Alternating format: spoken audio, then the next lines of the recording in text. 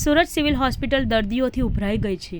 ગરમીના કારણે વાયરલ સહિતના કેસોમાં વધારો નોંધાયો છે। સુરત સિવિલ હોસ્પિટલમાં આજે એક સાથે ઓપીડીની સંખ્યામાં ધરખમ વધારો નોંધાયો હતો।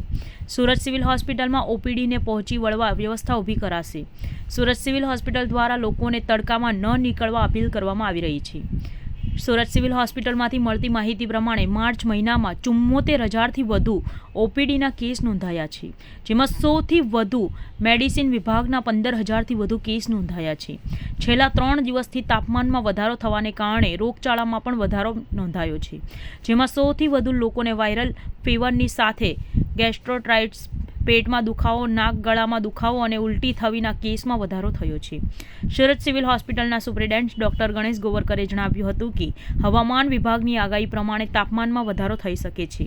બપોરના સમયે ઘરની બહાર ન નીકળવું જોઈએ, વધુ પ્રમાણમાં પાણી પીવું જોઈએ, ખુલ્લા પગે ન ચાલવું જોઈએ, જેવું ધ્યાન રાખવાથી ગરમીની અસર ઓછી થાય છે।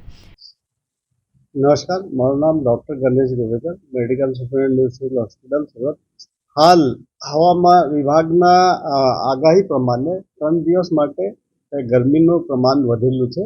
એ જોતા જનરલ પબ્લિકને મારા તરફથી શું કરવું જોઈએ, થોડોક એક એડવાઇસ છે કે બપોરે એ ધૂપમાં ના નીકળે, રેસ્ટ કરે, વધારેમાં વધારે પાણી પીવે, વધારે ફળનો ગ્રહણ કરે, સાથે ખુલ્લા પગે ના ચાલે। આ બધું પ્રિકોશન રાખીને રહે તો જે ધૂપનો તડકોનો આઘાત ના લાગે।